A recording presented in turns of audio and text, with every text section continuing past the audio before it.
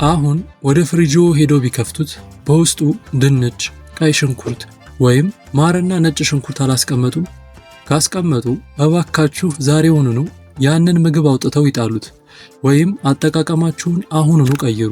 ምክንያቱም ጤናማና ትኩስ ሆኖ እንዲቆይላችሁ አስባችሁ ፍሪጅ ውስጥ ያስቀመጣችሁት ምግብ በቅዝቃዜው ምክንያት መርዛማ ኬሚካል እያመነጨ ቤተሰቡን ለከባድ አደጋ እያጋለጠ ሊሆን ይችላል። ይህንን ስትሰሙ ምናልባትም ግራ ሊገባችሁ ይችላል። እንዴ ፍሪጅ እኮ ምግቦችን ከባክቴሪያ ጠብቆ ትኩስ አድርጎ የሚያቆይልን ምርጥ የቴክኖሎጂ ውጤት አይደለም እንዴ? እንዴት ወደ መርዝነት ይቀየራል ብላችሁ ማሰባችሁ አይቀሬ ነው።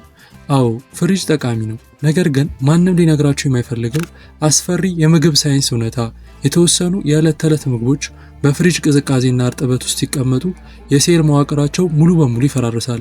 ልክ አንድን ተክል በረዶ ውስጥ እንደመቅበር ማለት ነው። በዚህም ምክንያት ጥቅማቸው ሙሉ በሙሉ ቀርቶ በቀጥታ ወደ ጸጥተኛ መርዝና ካንሰር አምጪ ውህዶች ይቀየራሉ። ዛሬ በታዋቂ የምግብ ሳይንስ ተቋማት የተረጋገጡትን 11 በፍጹም ፍሪጅ ውስጥ መግባት የሌለባቸው ምግቦችን ከደካማው ጀምረን እስከ ቁጥር 1 ድረስ በደረጃ እናያለን። በተለይ ደግሞ ቁጥር 1 ላይ ያለው ምግብ ሁላችንም ያለምንም ጥርጣሬ በየቀኑ ፍሪጅ ውስጥ የምናስቀምጠውና ሰውነታችንን ቀስ በቀስ ለከባድ አደጋ እያጋለጠ ያለ እጅግ አስፈሪ ሁኔታ ነው። ነገር ግን ተጠንቀቁ። ካልተጠነቀቃችሁ ጤና ልታተርፉበት ያሰባችሁት ምግብ የዕድሜ ማሳጠሪያችሁ ሊሆን ይችላል። ወደ ዝርዝሩ ከመግባታችን በፊት ግን አንድ እውነተኛ ጥያቄ ተጠይቃችሁ። እናንተ በፍሪጅ ውስጥ በብዛት የምታስቀምጡት አንድ የአትክልት ወይም የፍራፍሬ አይነት ምንድን ነው? አሁኑኑ ኮሜንት ላይ ጽፋችሁ አሳውቁኝ። ምክንያቱም ምላሻችሁ በቀጣይ ጠቃሚ ቪዲዮዎችን ለማዘጋጀት ይረዳኛል። አሁን በቀጥታ ከቁጥር 11 እንጀምር።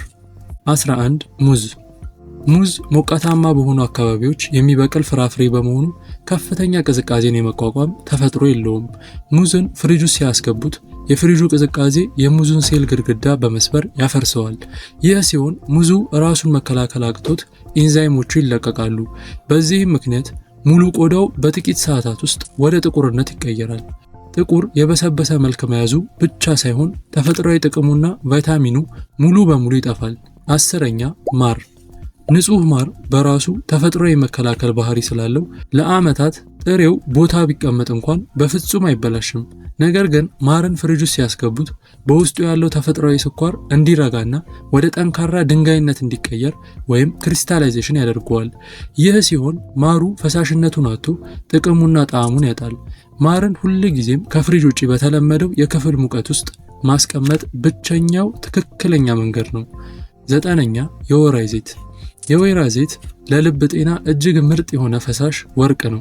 ነገር ግን ፍሪጅ ውስጥ ሲቀመጥ ቅዝቃዜው ዘይቱን ወደ መርጋት እንዲሁም ወደ ቅቤ መሰል ጠንካራ ስብነት ይቀይረዋል። ይህ ሂደት የዘይቱን ጤናማ ይዘት ወይም ሞኖ አንሳቹሬትድ ፋትን እንዲሁም የጸረ ኦክሲዳንት ጥቅሙን ያዛበዋል። የወይራ ዘይት ሁል ጊዜም ብርሃን በማያገኝበት ቀዝቃዛና ደረቅ የቁም ሳጥን ክፍል ውስጥ ነው መቀመጥ ያለበት። 8ኛ ሐብሐብ። ሐብሐብ ሙሉ በሙሉ ሳይቆረጥ በጥሬው ካለ ፍሪጅ ውስጥ መግባት የለበትም። የምግብ ሳይንስ ጥናቶች እንደሚያሳዩት ሐብሐብ በክፍል ሙቀት ውስጥ ሲቀመጥ በውስጡ ያለው ላይኮፔን የተባለው ታላቅ ጸረ ካንሰር አንቲኦክሲዳንት ይዘቱ እየጨመረ ይሄዳል።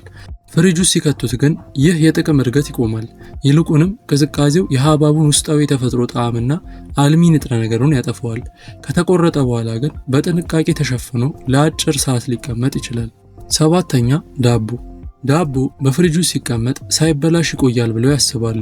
ይህ ትልቅ ስህተት ነው። የፍሪጅ ቅዝቃዜ በዳቦ ውስጥ ያለውን ስታርች በፍጥነት ውሃውን እንዲያጣና ወደ መረቅ ሂደት እንዲፋጠን ያደርገዋል።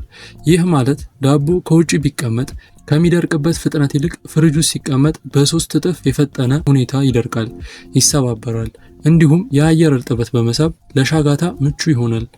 6ኛ ቡና። የቡና ፍሬም ሆነ የተፈጨ ቡና ከፍተኛ የሆነ የአየር እርጥበትንና በዙሪያው ያለውን ሽታ የመሳብ ሃይግሮስኮፒክ ባህሪ አለው። ቡናን ፍሪጅ ውስጥ ሲያስገቡት በፍሪጅ ውስጥ ያለው የሌሎች ምግቦች የሽንኩርት፣ የአሳ ሽታ በሙሉ እንደ ስፖንጅ ምጎ ይይዛል። ከዚህም በላይ በፍሪጁ እርጥበት ምክንያት የቡናው ተፈጥሯዊ ዘይቶችና አንቲኦክሲዳንቶች ይወድማሉ። ጥቅሙ ቀርቶ መጥፎ ጣዕም ያለው ፈሳሽ ይሆናል። እስኪ እውነት ለመነጋገር ከዚህ በፊት ቡና ወይም ሌላ ምግብ ፍሪጅ ውስጥ አስቀምጣችሁ የሌላ ምግብ ሽታ አጋጥሟችኋል? ያጋጠማችሁ ካላችሁ አዎ ብላችሁ ኮሜንት ላይ ጻፉልኝ። 5ኛ ቃሪያ።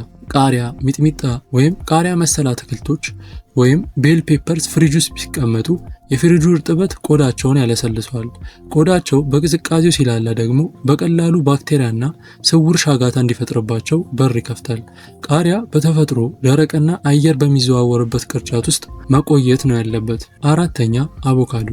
ገና ያልበሰለ ጠንካራ አቮካዶ ገዝተው ፍሪጅ ውስጥ ካስገቡት አቮካዶ በፍጹም እንዳይበስል እያደረጉት ነው።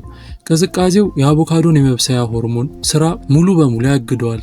በዚህም ምክንያት አቮካዶ ሳይበስል ዝም ብሎ ወደ መሸብሸብና ወደ መበላሸት ይሄዳል።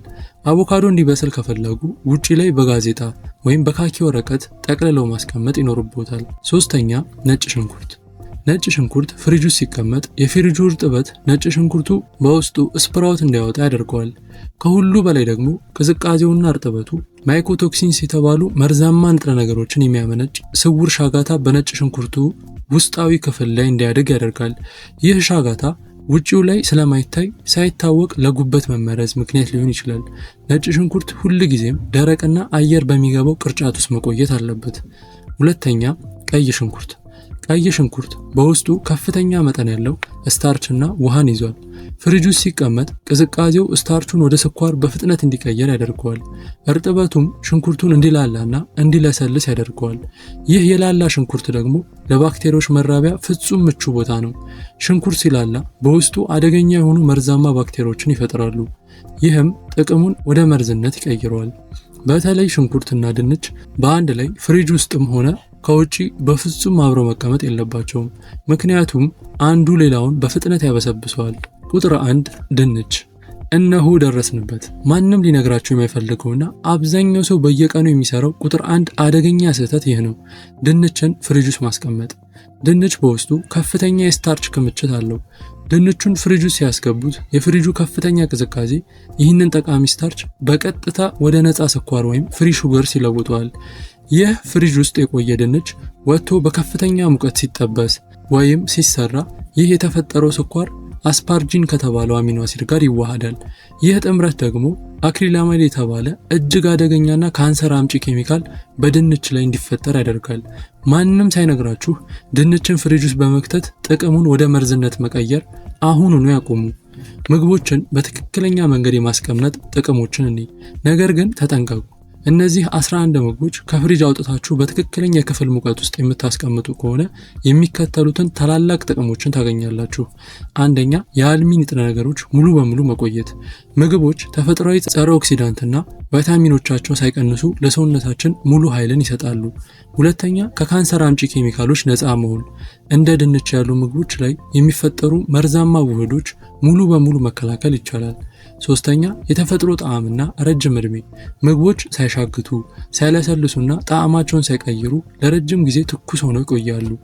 የአጠቃቀም ሚስጥርና የ30 ቀናት ፈተናን ታዲያ ወጥ ቤታችንንና ጤናችንን ፍጹም ተጠቃሚ እንድንሆንበት የሚያደርገው ወርቃማው ህግ ምንድን ነው?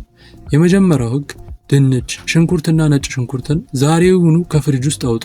አየር በሚገባው ደረቅና ጨለማ በሆነ የቅርጫት ቦታ ላይ ለየብቻ ያስቀምጧቸው። ሁለተኛው ህግ ማር፣ የወይራ ዘይትና ቡናን በተለመደው የክፍል ሙቀት ወይም ቁም ሳጥን ውስጥ ብቻ አስቀምጡ። ሶስተኛው ህግ ፍሪጅ ውስጥ ማስገባት ያለባችሁ የተረፉ የበሰሉ ምግቦችን፣ የወተት ተዋጽኦችን እንዲሁም በቀላሉ የሚበላሹ ስጋዎችን ብቻ መሆን አለበት። አሁን ለእርሱ አንድ ታላቅ የ30 ቀናት ፈተና ወይም ቻሌንጅ እንሰጥዎታለን። ለሚቀጥሉት 30 ቀናት እነዚህን 11 ምግቦች ከፍሪጅ ውስጥ ሙሉ በሙሉ አውጥታችሁ አስቀምጡ። ከ30 ቀናት በኋላ በምግባችሁ ላይ የሚመጣውን አስገራሚ የጣዕም መሻሻል፣ ትኩስነትና በቤተሰባችሁ ላይ የሚመጣውን የጤና መስተካከል በተግባር ይመለከታሉ። ጤናችሁ ይብዛ። በቀጣይ ቪዲዮ እስከምንገናኝ ድረስ ደህና ሰንብቱ።